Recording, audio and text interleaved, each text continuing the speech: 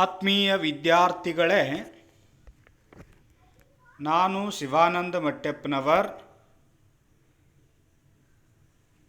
ಜೀವನದ ಭೌತಿಕ ಗುಣಮಟ್ಟದ ಸೂಚಿ, physical quality of life of index,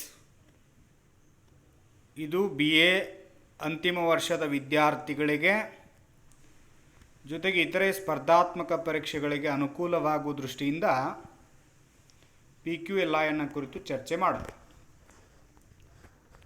okay, ಈ ಕೆಳಗೆ ಕೊಟ್ಟಿರುವಂತಹ ಭಾರತದ ವಾಸ್ತವ ಮೌಲ್ಯಗಳನ್ನು ಬಳಸಿ PQLIಯನ್ನು ಲೆಕ್ಕ ಹಾಕಿ ಅಂತ ಕೇಳ್ತಾರೆ. ಸೂಚಕಗಳು LEI, life expectancy index or indicator, ಜೀವನ ನಿರೀಕ್ಷೆಯ ಸೂಚಿ ಅಥವಾ ಸೂಚಕ ಅಂತ ಕರೀತೀವಿ. ಇನ್ನೆರಡನೇದಾಗಿ IMI, ಇನ್ಫೆಂಟ್ ಮಾರಲಿಟಿ ರೇಟ್ ಅಂತ ಕರಿತೀವಿ ಅಥವಾ ಇಂಡೆಕ್ಸ್ ಅಂತಲೂ ಕರಿತೀವಿ. ಇನ್ನು basic literacy index or indicator ಅಥವಾ ರೇಟ್ ಅಂತಲೂ ಕರಿತೀವಿ. ಮೂಲ ಸಾಕ್ಷರತಾ ಸೂಚಕ LEI 66.8 ಅದ. ಆಮೇಲೆ IMI infant mortality indicator or index 47 ಅದ. Basic literacy indicator or index 74.4% ಇದೆ. ಇವುಗಳನ್ನು ಆಧರಿಸಿ PQLIಯನ್ನು ಕಂಡುಹಿಡಿಯಿರಿ ಅಂತ ಕೊಟ್ಟಿದ್ದಾರೆ. ಇಲ್ಲಿ ಮೊದಲಿಗೆ ಜೀವನದ ಭೌತಿಕ ಗುಣಮಟ್ಟದ ಸೂಚಿ ಅಥವಾ physical quality of life of index ಅಂತ ಏನು ಕರಿತೀವಿ, ಇದು ಒಂದು ದೇಶದ ಜನರ ಜೀವನದ ಗುಣಮಟ್ಟವನ್ನು ಅಥವಾ ಯೋಗಕ್ಷೇಮವನ್ನು ಅಂದಾಜು ಮಾಡ್ತದ. ಇದು 1970ರ ದಶಕದ ಮಧ್ಯಭಾಗದಲ್ಲಿ ಸಾಗರೋತ್ತರ ಅಭಿವೃದ್ಧಿ ಮಂಡಳಿಯ ಮೂಲಕ ಇದನ್ನು ಮಾರಿಸ್ ಅವರು ಅಭಿವೃದ್ಧಿಪಡಿಸ್ತಾರೆ. ಮೌಲ್ಯವು 3 ಅಂಕಿಅಂಶಗಳ ಸರಾಸರಿಯಾಗಿರ್ತದ. ಜೀವನ ನಿರೀಕ್ಷೆಯ ಸೂಚಕ, ಶಿಶು ಮರಣ ಸೂಚಕ, ಮೂಲ ಸಾಕ್ಷರತಾ ಸೂಚಕ, ಈ 3 ಅಂಶಗಳನ್ನು ಪರಿಗಣಿಸೋದ್ರ ಮೂಲಕ PQLIಯನ್ನು ಲೆಕ್ಕ ಹಾಕಲಾಗುತ್ತೆ. ಇಲ್ಲಿ 0ದಿಂದ 100 ಪ್ರಮಾಣದಲ್ಲಿ ಸಮವಾಗಿ ಇವು ತೂಗ್ತವೆ ಅನ್ನುವಂಥ ಅಂಶವನ್ನು ನಾವು ಗಮನಿಸ್ತೀವಿ. ಓಕೆ, PQLIನ ಅಂಗಗಳನ್ನು ಗಮನಿಸೋದಾದರೆ ಜೀವನದ ನಿರೀಕ್ಷೆಯ ಸೂಚಿ ಅಥವಾ ಸೂಚಕ, ಶಿಶು ಮರಣ ಸೂಚಕ, ಮೂಲ ಸಾಕ್ಷರತಾ ಸೂಚಕ. ಇದಕ್ಕೆ life expectancy index or indicator, life expectancy rate ದರ ಅಂತಲೂ ಕರಿತೀವಿ. ಇನ್ನು ಶಿಶು ಮರಣ ದರ ಅಥವಾ ಶಿಶು ಮರಣ ದರದ ಸೂಚಕ, ಇನ್ಫೆಂಟ್ ಮಾರಲಿಟಿ ಇಂಡಿಕೇಟರ್ ಅಂತ ಕರಿತೀವಿ. Basic literacy indicator or index or rate ಅಂತಲೂ ಕರಿತೀವಿ. ಈಗ ಕೊಟ್ಟಿರುವಂಥ ಅಂಕಿಅಂಶಗಳನ್ನು ಆಧಾರವಾಗಿಟ್ಕೊಂಡು PQLIಯನ್ನು ಲೆಕ್ಕ ಹಾಕಿ ಅಂತ ಕೇಳಿದ್ದಾರೆ. ವಾಸ್ತವ ಮೌಲ್ಯಗಳನ್ನು ಆಧಾರವಾಗಿಟ್ಕೊಂಡು ಜೀವನದ ಭೌತಿಕ ಗುಣಮಟ್ಟದ ಸೂಚಿಯನ್ನು ಲೆಕ್ಕಾಚಾರ ಮಾಡಬೇಕಾಗಿದೆ. ಅದನ್ನು ಲೆಕ್ಕಾಚಾರ ಮಾಡಲಿಕ್ಕೆ ಗರಿಷ್ಠ ಮೌಲ್ಯ ಮತ್ತು ಕನಿಷ್ಠ ಮೌಲ್ಯ ಅಂತ ನಿಗದಿಪಡಿಸಿದ್ದಾರೆ. ಅವುಗಳನ್ನು ಆಧಾರವಾಗಿಟ್ಕೊಂಡು PQLIನ ಮೌಲ್ಯವನ್ನು ಲೆಕ್ಕಾಚಾರ ಮಾಡಲಿಕ್ಕೆ ಸಾಧ್ಯ ಇದೆ. Life expectancy index or indicator ಅಥವಾ ರೇಟ್ ಅಂತಲೂ ಕರಿತೀವಿ. LER ಅಂತಲೂ ಕರಿತೀವಿ, LEI ಅಂತಲೂ ಕರಿತೀವಿ. ಇದರ ಗರಿಷ್ಠ ಮೌಲ್ಯ 77 ವರ್ಷಗಳು. ಅದು ವಿಯೆಟ್ನಾಂನಲ್ಲಿರ್ತಕ್ಕಂಥ ಮೌಲ್ಯವನ್ನು ಆಧಾರವಾಗಿಟ್ಕೊಂಡಿದ್ದಾರೆ. ಇನ್ನು ಕನಿಷ್ಠ ಮೌಲ್ಯ 38 ವರ್ಷ. ಅದು ಸ್ವೀಡನ್ ಮೌಲ್ಯವನ್ನು ತೆಗೆದುಕೊಂಡಿದ್ದಾರೆ. ಇನ್ನು IMI infant mortality indicator or index or rate ಅಂತಲೂ ಕರಿತೀವಿ. ಅದರ ಗರಿಷ್ಠ ಮೌಲ್ಯ 229 ತೈವಾನ್ ದೇಶದ ಮೌಲ್ಯವನ್ನು ತಗೊಂಡಿದ್ದಾರೆ. ಇನ್ನು ಕನಿಷ್ಠ ಮೌಲ್ಯ 9 ಅದ, ಅದು ಸ್ವೀಡನ್ ದೇಶದ್ದು. ಇನ್ನು basic literacy indicator or index, ಮೂಲ ಸಾಕ್ಷರತಾ ಸೂಚಿಯ ಗರಿಷ್ಠ ಮೌಲ್ಯ ಏನದ 100 ಅದ, ಕನಿಷ್ಠ ಮೌಲ್ಯ 0. ನಾವು ಯಾವುದೇ ಲೆಕ್ಕಾಚಾರ PQLI ಲೆಕ್ಕಾಚಾರ ಮಾಡುವಂಥ ಸಂದರ್ಭದೊಳಗೆ ಇವುಗಳನ್ನು ಬಳಕೆ ಆಧಾರವಾಗಿಟ್ಕೊಂಡು ಲೆಕ್ಕಾಚಾರ ಮಾಡಬೇಕಾಗತ್ತೆ. ಹೀಗಾಗಿ ಮೊದಲಿಗೆ ಜೀವನ ನಿರೀಕ್ಷೆಯ ಸೂಚಕ ಅಥವಾ ಸೂಚಿ ಅಂತ ಕರೆದ್ವಿ. ಹಾಗಂದರೆ ದೇಶವೊಂದರ ಜನರು ಅವರ ಜನನದ ವೇಳೆಯಿಂದ ಎಷ್ಟು ವರ್ಷಗಳ ಕಾಲ ಬದುಕಿ ಉಳಿಯಬಲ್ಲರು ಎಂದು ನಿರೀಕ್ಷಿಸುವುದನ್ನು ಆ ದೇಶದ ಸರಾಸರಿ ನಿರೀಕ್ಷಿತ ಜೀವಿತಾವಧಿ ಅಥವಾ ನಿರೀಕ್ಷಿತ ಜೀವನ ನಿರೀಕ್ಷೆಯ ಸೂಚಿ ಅಂತ ಕರಿತೀವಿ. ಹೀಗಾಗಿ ವಾಸ್ತವ ಮೌಲ್ಯ ಲೆಕ್ಕಾಚಾರ ಮಾಡಲಿಕ್ಕೆ ಕೊಟ್ಟಿದ್ದಾರೆ. ಆ ಪ್ರಕಾರ 2011 ಪ್ರಕಾರ ಒಟ್ಟು ನಿರೀಕ್ಷಿತ ಜೀವಿತಾವಧಿ 66.8% ಅಷ್ಟದು. ಇದನ್ನು ಆಧಾರವಾಗಿಟ್ಕೊಂಡು ಲೆಕ್ಕಾಚಾರ ಮಾಡಬೇಕಾಗುತ್ತೆ. ಹೀಗಾಗಿ ಜೀವನ ನಿರೀಕ್ಷೆಯ ಸೂಚಿ ಅಥವಾ ಸೂಚಕವನ್ನು ಲೆಕ್ಕಾಚಾರ ಮಾಡಲಿಕ್ಕೆ ಬಳಸ್ತಕ್ಕಂತಹ ಸೂತ್ರ ಕಾಂಪಿಟೇಟಿವ್ ಎಕ್ಸಾಮಲ್ಲಿ ಕೇಳಿದ್ದಾರೆ. ವಾಸ್ತವ ಮೌಲ್ಯ ಮೈನಸ್ ಕನಿಷ್ಠ ಮೌಲ್ಯ, ಗರಿಷ್ಠ ಮೌಲ್ಯ ಮೈನಸ್ ಕನಿಷ್ಠ ಮೌಲ್ಯ. ಓಕೆ, ವಾಸ್ತವ ಮೌಲ್ಯ ಏನಿದೆ ಲೆಕ್ಕಾಚಾರದೊಳಗೆ ಫಸ್ಟ್ ಸ್ಲೈಡ್ ಒಳಗೆ ನಾವು ನೋಡಿದ್ವಿ. ಎಷ್ಟಿದೆ? 66.8% ಅಂತೇಳಿ. ಆ 66.8% ಏನಿದೆ ವಾಸ್ತವ ಮೌಲ್ಯವನ್ನು ನಾವು ಇಟ್ಕೊಳ್ಳೋದು. ಅದಾದ ಮೇಲೆ ಗರಿಷ್ಠ ಮೌಲ್ಯ ಏನದ 77 ಇಯರ್ಸ್ ಅದ, ಕನಿಷ್ಠ ಮೌಲ್ಯ 38 ಇಯರ್ಸ್ ಅದ. ಇವುಗಳನ್ನು ಇಟ್ಕೋಬೇಕಾಗುತ್ತೆ. ಇಲ್ಲಿ ವಾಸ್ತವ ಮೌಲ್ಯ ಏನಿದೆ 66.8% ಇದೆ. ಹೀಗಾಗಿ ವಾಸ್ತವ ಮೌಲ್ಯ 66.8% ಮೈನಸ್ ಕನಿಷ್ಠ ಮೌಲ್ಯ ಏನದ ಅಲ್ಲಿ ನಾವು ಬರ್ಕೊಂಡಿವಿ. ಕನಿಷ್ಠ ಮೌಲ್ಯ 38ರಷ್ಟು. ನಾವೇ ಅದನ್ನು ನೆನ್ಪಿಟ್ಕೋಬೇಕು. ಹೀಗಾಗಿ ಕನಿಷ್ಠ ಮೌಲ್ಯ ಜೀವನ ನಿರೀಕ್ಷೆಯ ಸೂಚಕದ ಮೌಲ್ಯ ಕನಿಷ್ಠ ಮೌಲ್ಯ 38ರಷ್ಟು ಅದ, 38 ಅದ.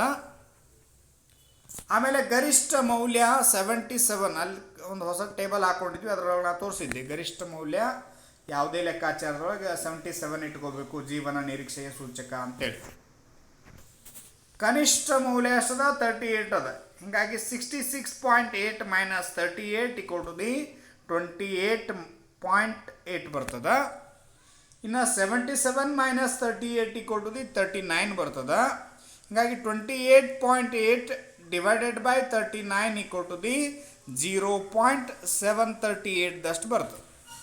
ಹೀಗಾಗಿ ಜೀವನ ನಿರೀಕ್ಷೆಯ ಸೂಚಿಯ ಮೌಲ್ಯ 0.738 ದಷ್ಟು ನಾವು ಮೌಲ್ಯವನ್ನು ನೋಡ್ತೀವಿ.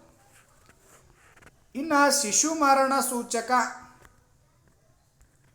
ಇನ್ಫಂಟ್ mortality index or indicator or rate ಅಂತಲೂ ಕರಿತೀವಿ. ಅಂದರೆ ಒಂದು ಗೊತ್ತಾದ ವರ್ಷದಲ್ಲಿ ಜನಿಸಿದ ಪ್ರತಿ 1000 ಮಕ್ಕಳಲ್ಲಿ ತಮ್ಮ ಮೊದಲ ವರ್ಷದ ಹುಟ್ಟುಹಬ್ಬವನ್ನು ಆಚರಿಸುವ ಮುನ್ನವೇ ಮರಣ ಹೊಂದುವ ಮಕ್ಕಳ ಸರಾಸರಿ ಸಂಖ್ಯೆಯನ್ನು ಶಿಶು ಮರಣ ದರ ಅಥವಾ ಶಿಶು ಮರಣ ಸೂಚಕ ಅಂಥೇಳಿ ಕರೀತೀವಿ.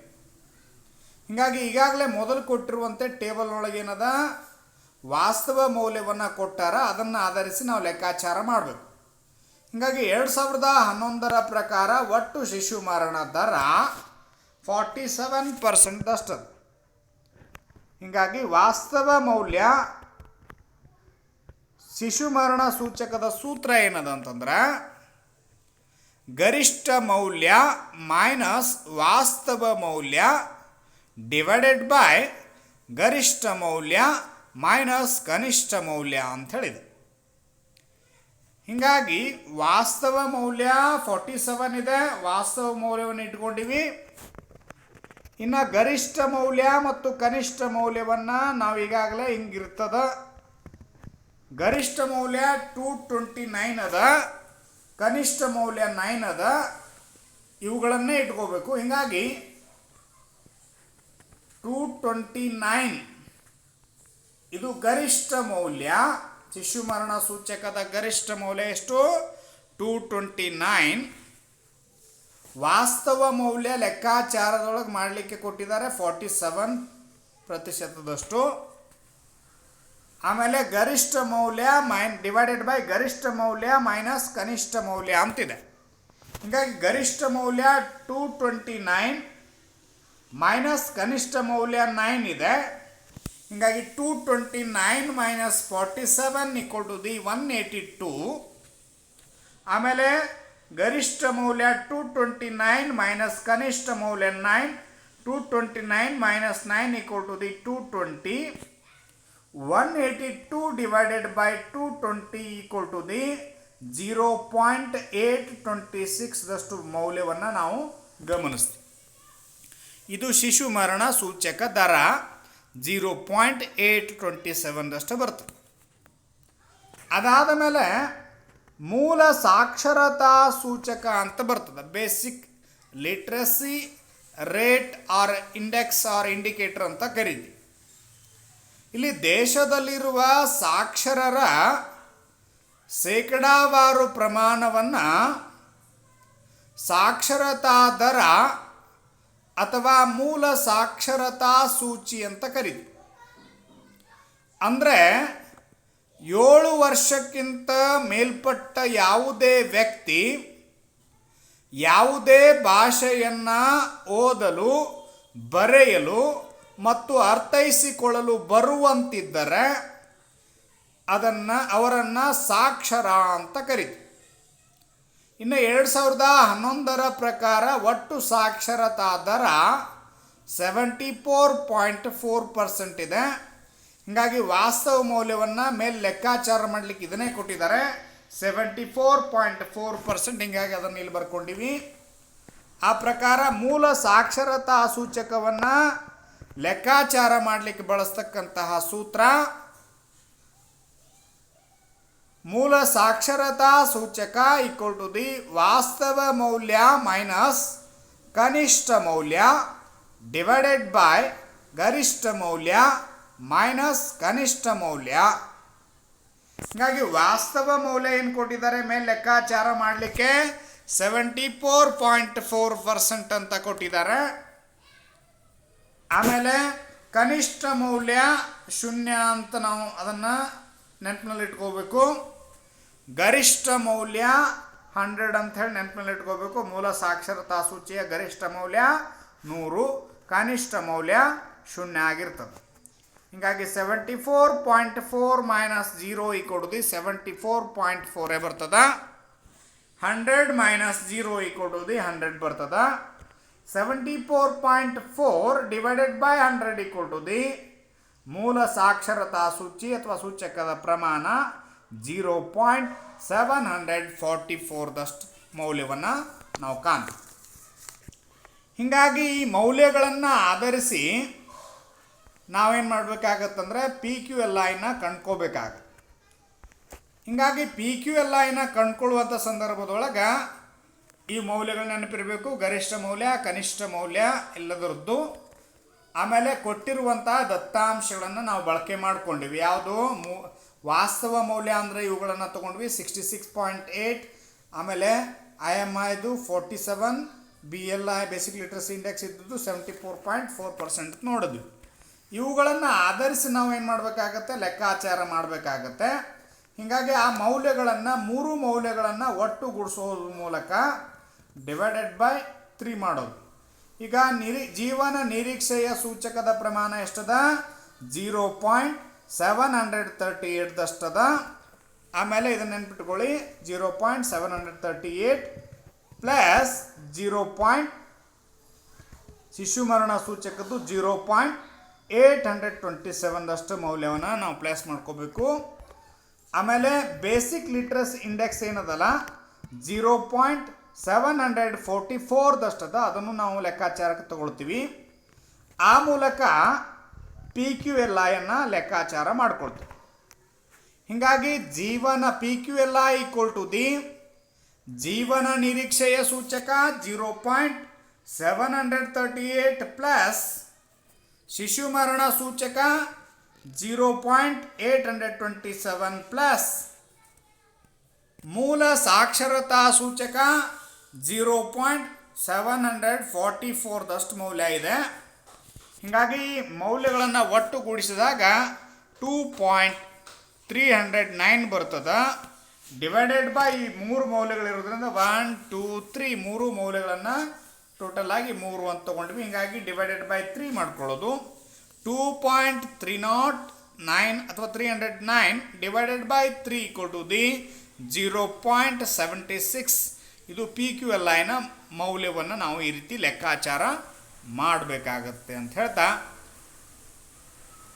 ಇಲ್ಲಿಗೆ PQLI ಬಗ್ಗೆ ಸಂಪೂರ್ಣ ಮಾಹಿತಿಯನ್ನು ಒದಗಿಸ್ಕೊಟ್ಟಿದ್ದೀನಿ ಅಂದ್ಕೊಂಡಿದ್ದೀನಿ. ಈ ರೀತಿ ಲೆಕ್ಕಾಚಾರ ಕೇಳಿದರೆ 3 ಜೀವನ ನಿರೀಕ್ಷೆಯ ಸೂಚಕ, ಶಿಶು ಮರಣ ಸೂಚಕ, ಮೂಲ ಸಾಕ್ಷರತಾ ಸೂಚಕವನ್ನು ಲೆಕ್ಕಾಚಾರ ಮಾಡಿಕೊಂಡು ಆ ಬಂದಿರುವಂತಹ ಮೌಲ್ಯಗಳನ್ನು ಒಟ್ಟುಗೂಡಿಸ್ಕೊಂಡು ಆ ಮೂರು ಮೌಲ್ಯಗಳನ್ನು ಒಟ್ಟುಗೂಡಿಸಿ ಡಿವೈಡೆಡ್ ಬೈ 3 ಮಾಡಿದ್ರೆ ನಮಗೆ PQLIನ ಮೌಲ್ಯ ನಮಗೆ ಸಿಗ್ತದೆ. ಆ ಮೂಲಕ ಮೇಲಿನ ದತ್ತಾಂಶಗಳನ್ನು ಆಧಾರವಾಗಿಟ್ಕೊಂಡು PQLI ಲೆಕ್ಕಾಚಾರ ಮಾಡಿದಾಗ ಬಂದಿರತಕ್ಕಂತಹ ಮೌಲ್ಯ 0.76 ಆಗಿರುತ್ತೆ ಅನ್ನೋಂಥ ಅಂಶವನ್ನು ನಾವು ಈ ಮೂಲಕ ತಿಳಿಸ್ಕೊಡ್ತೇವೆ. ಧನ್ಯವಾದಗಳು.